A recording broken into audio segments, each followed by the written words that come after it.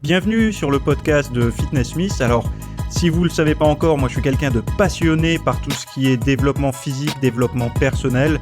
Et mon obsession, c'est de réussir à booster l'énergie au quotidien, d'avoir de meilleurs résultats à la salle de sport, de faciliter l'accès à la diète saine pour tout le monde. Et puis voilà, ça fait déjà pas mal. Donc si tu débarques ici, sache que ça va être que des épisodes basés là-dessus. Et que si tu l'apprécies, tu peux laisser une évaluation sur l'application de podcast sur laquelle tu te trouves. Après, si tu veux aller plus loin, sache que je propose des formations longues sur mon site sur les mêmes thèmes, mais avec beaucoup plus de contenu et des programmes à télécharger, etc. C'est une seule adresse, www.fitnesssmith.fr. On démarre. Salut à tous, nouvel épisode aujourd'hui, j'espère que vous allez super bien. Le week-end pour moi il a été un petit peu chargé, c'est-à-dire que j'ai pas mal mangé encore une fois.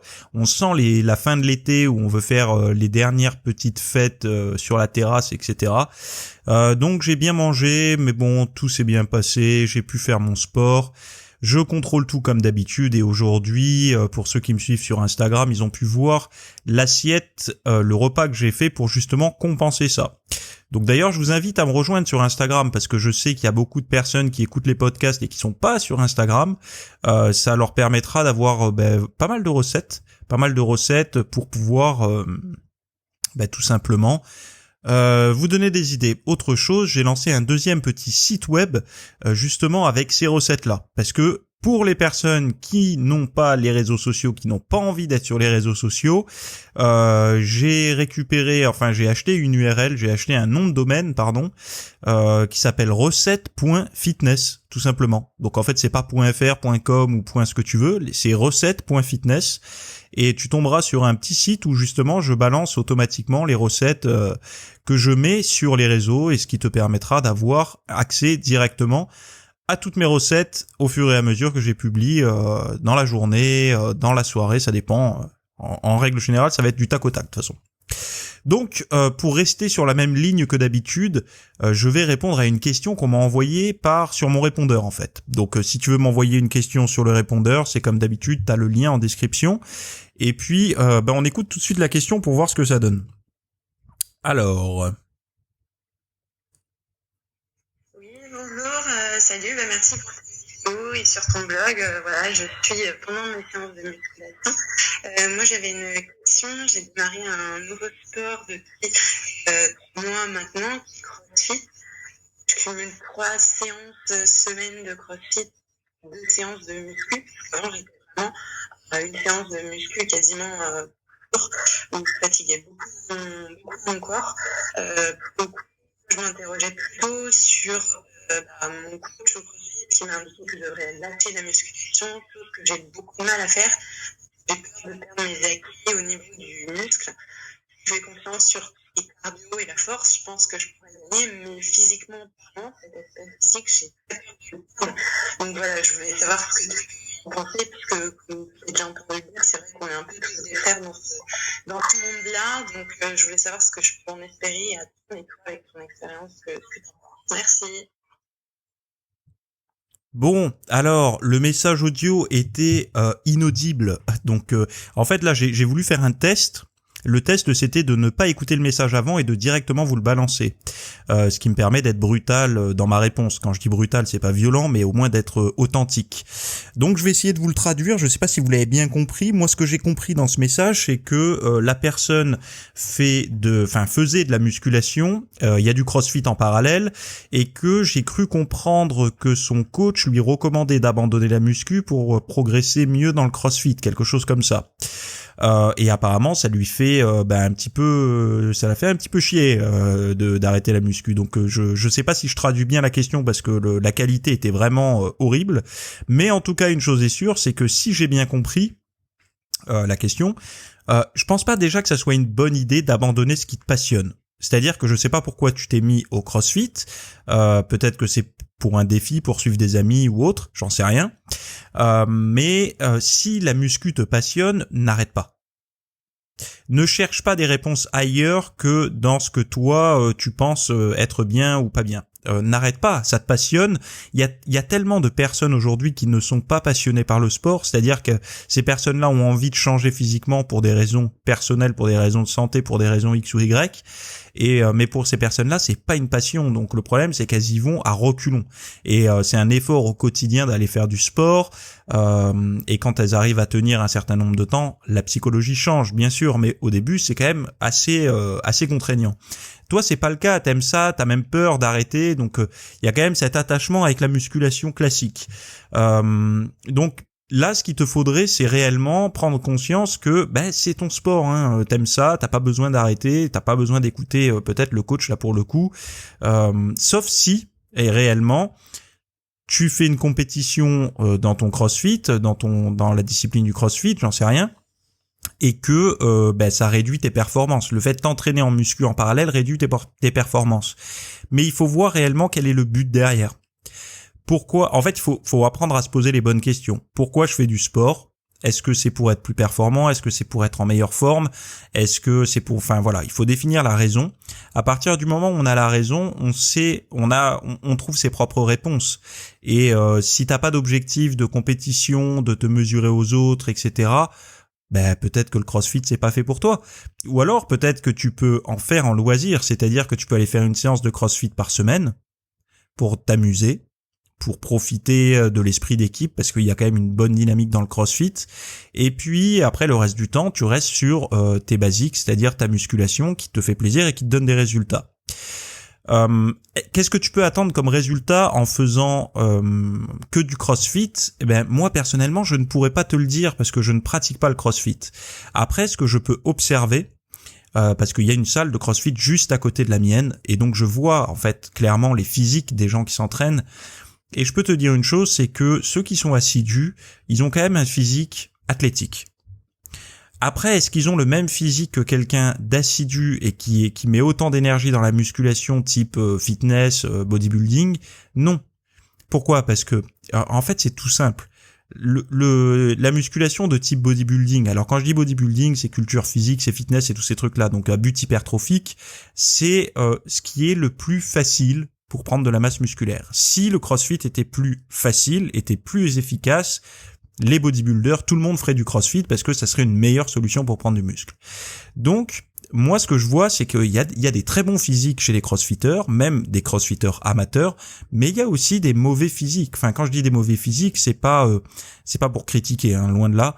Mais quand je dis il y a aussi des mauvais physiques, c'est que les personnes qui s'entraînent pas souvent, qui débutent, qui sont pas sérieux, qui vont pas à fond, ils ont pas un bon physique. Mais si tu regardes bien, c'est un petit peu la même chose pour la musculation classique.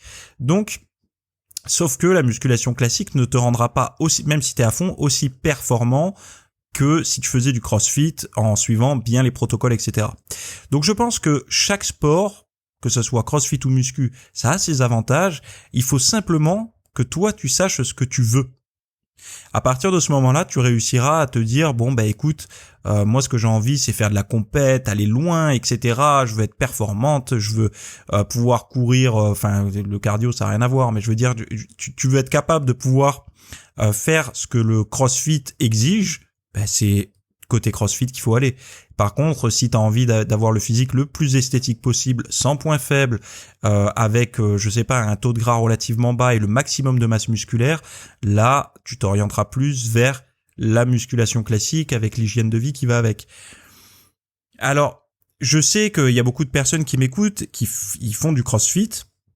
Et d'ailleurs, ça m'intéresserait grandement d'avoir un crossfitter ou une crossfiteuse d'ailleurs, hein, je dis heure, mais ça c'est euse aussi, il n'y a pas de problème, pour partager un épisode avec moi, pour apporter justement ce qui me manque, c'est-à-dire toutes les connaissances que je n'ai pas dans le domaine du CrossFit, parler peut-être de l'alimentation, parler du rythme d'entraînement, de la récupération, de comment la personne se sent maintenant qu'elle fait du CrossFit par rapport à avant quand elle faisait pas de sport ou qu'elle faisait de la musculation, ou des personnes qui ont fait du CrossFit et qui sont revenues à la musculation ou qui se sont mis à la musculation par la suite.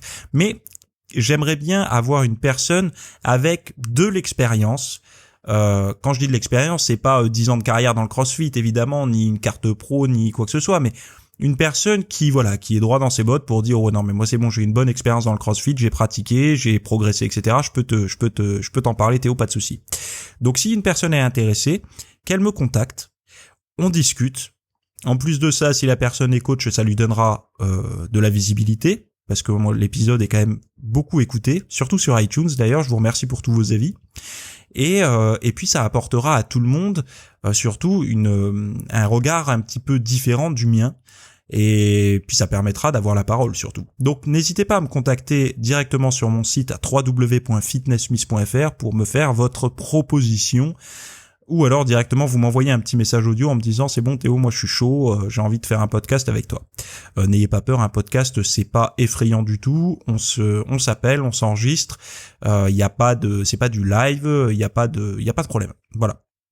Alors, autre chose, deuxième partie du podcast. Ce week-end, j'ai publié la nouvelle formation sur mon site, et cette formation, elle se base sur la digestion. Pourquoi j'ai fait cette nouvelle formation sur la digestion ? C'était pour répondre à une question que j'ai reçue d'un internaute qui avait des gros problèmes par rapport aux collations. Lui, quand il prenait ses collations, il avait, alors dans l'après-midi, ça lui causait d'énormes problèmes digestifs. C'est-à-dire qu'il avait la chiasse en gros, hein, il faut dire ce qui est. Quand il consommait sa collation, quelques heures après, mal au bide, ça l'empêchait un petit peu d'aller faire sa séance correctement. Donc il pensait il savait pas si c'était dû à la nature de sa collation, ou alors que ce soit génétique, que lui ne puisse pas prendre de collation tout simplement quoi. Ce qui m'a donné une piste de réflexion par rapport à mon propre vécu, parce que moi aussi j'ai eu des troubles digestifs pendant un certain nombre de temps. Mais après, je pense qu'on a tous nos facteurs génétiques qui rentrent en ligne de compte. C'est-à-dire que moi, il y a une catégorie d'aliments et de choses que je ne fais pas. Si je les fais, je vais avoir mal au ventre, quoi. Et on est tous plus ou moins pareils, hein. On a tous pas des intolérances, mais des petites sensibilités face à des aliments, face à, par exemple, il y en a, ils vont boire de l'eau très froide, ça va leur faire mal au ventre. Voilà, c'est à la hauteur de ça en fait que j'ai décidé de faire une formation où je donne le maximum d'astuces que j'ai découvertes et qui sont vérifiées pour obtenir une digestion en béton. Quand je dis une digestion en béton, c'est de ne plus être embêté par sa digestion. Alors ça passe par le choix des aliments, ça passe par le timing, ça passe par la nature de la collation, ça passe par plein de choses finalement, et ça passe aussi par tout ce qui est psychologique, tous ceux qui véhiculent leur stress directement dans leurs intestins. Donc j'avais envie de parler de tout ça parce que ce sont des domaines de recherche que j'ai énormément travaillé. Et puis, je pense que c'est quelque chose qui est assez récurrent dans le monde du sport, parce qu'on est censé manger, on mange plus que les autres, et on ne trouve pas forcément des réponses ni sur Internet, ni chez notre spécialiste de santé, chez notre médecin traitant, etc. Parce que le sport, et particulièrement la musculation, reste un sport qui démarre en France. On n'a pas beaucoup de feedback, et surtout malheureusement les professionnels de santé, puisque moi je le vois quand je les rencontre, ils me demandent ils ont besoin de feedback en fait, de savoir un petit peu comment ça se passe. Il y en a qui sont inscrits à mon programme de formation également et qui justement s'en servent comme outil pour voir un petit peu comment ça se passe, quelles sont les problématiques, quelles sont les pistes, les solutions un petit peu nouvelles et tout ça. Et donc voilà, donc tous ceux qui sont intéressés par cette formation digestion en béton, je vous ai mis le lien dans la description avec le lien justement pour me laisser vos messages audio. Donc je vous remercierai jamais assez pour tout votre soutien, tous les auditeurs qui me laissaient des évaluations sur iTunes et également qui m'envoyaient vos petits mails avec vos questions. Ça me fait toujours plaisir et j'espère que ça va durer très longtemps.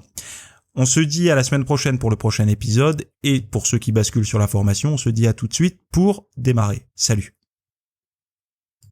Merci d'avoir écouté le podcast jusqu'à la fin. Donc je vous rappelle juste que le podcast Fitness Smith est 100% gratuit, que vous pouvez le retrouver sur toutes les plateformes d'écoute de podcast, Apple Podcast, iTunes, Android Podcast, SoundCloud, etc. N'hésitez pas à mettre un avis sur la plateforme que vous préférez directement pour m'aider un petit peu à remonter dans les résultats. Et si vous voulez soutenir comme les VIP, si vous voulez soutenir cet épisode, vous pouvez retrouver un lien qui vous permettra d'accéder à un formulaire pour me soutenir, donc financièrement, et qui vous donnera accès à tout un tas de vidéos VIP, plein de bonus, etc., des programmes, etc., etc. Donc merci à tous pour votre confiance et on se retrouve la semaine prochaine. Salut!